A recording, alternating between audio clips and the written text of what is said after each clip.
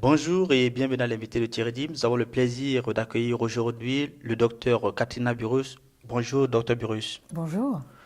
Vous aviez été une des premières personnes, notamment en Suisse romande, d'introduire le terme de leader toxique. Que signifie pour vous ce terme?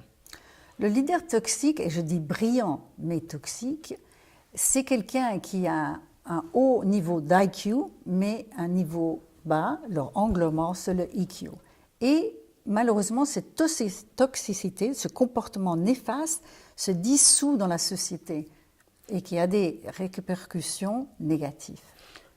Est-ce que par exemple, moi, au sein de l'entreprise, je peux reconnaître facilement que mon chef ou alors mon collaborateur est toxique?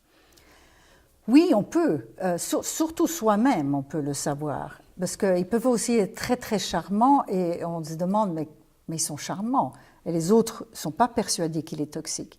Mais l'individu qui est victime de cette toxicité, il peut avoir le boule dans l'estomac avant d'aller au travail. J'ai un client qui était un brillant orateur et qui parlait pour la société tous les années, mais il était victime de ce boss toxique et commençait à bégayer, par exemple. Mais quelque part, est-ce que c'est pas bon d'avoir des leaders toxiques parce que finalement, plus ils sont toxiques, plus ils sont brillants? Oui, dans un sens, ils sont brillants et ils ont énormément de résultats pour la société. Mais si c'est au détriment de leur toxicité et que les gens autour de lui ne sont pas productifs, c'est pas top parce qu'au fond, eux, ils veulent tellement de la reconnaissance et tellement les résultats au détriment des autres. Alors, au fond, bien, lui, il est productif, mais ceux autour de lui, est-ce qu'ils sont aussi productifs qu'ils pourraient l'être? Est-ce que si on prend par exemple le cas le plus emblématique, Steve Jobs, Oui. est-ce que vous pensez qu'il était toxique?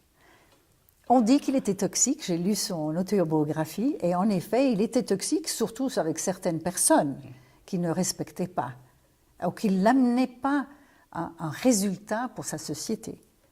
Il était visionnaire, mais imaginez s'il était, qu'il est visionnaire, mais en plus, une intelligence émotionnelle. Il serait redoutable. Ah bon? Oui. Mais est-ce que ces managers toxiques, est-ce que c'est l'environnement professionnel qui crée ce type de manager ou alors c'est vraiment le niveau familial, ils sont nés avec cette toxicité?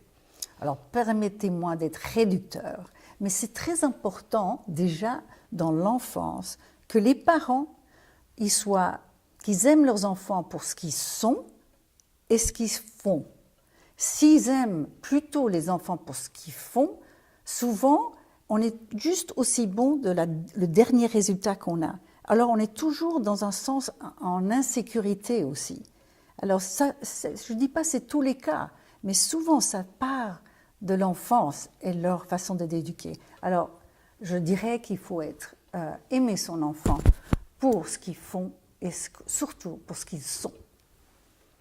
Donc, si on comprend bien, la toxicité de ces leaders vient notamment de l'environnement familial. Oui. Mais est-ce que, par exemple, une fois qu'ils sont leaders, qu'ils sont brillants, on peut les accompagner?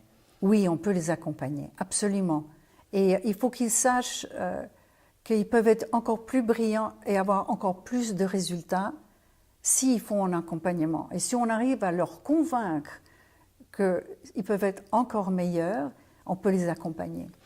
Vous, par exemple, vous avez accompagné plusieurs managers toxiques, mais finalement, est-ce qu'on peut être ami avec ces managers? Oh oui, oui, oui. Oui, oui, je les aime. Je les aime. Merci, docteur Katrina Burrus, pour ces explications. Quant à vous, nous vous donnons rendez-vous très prochainement avec un nouvel invité. Au revoir.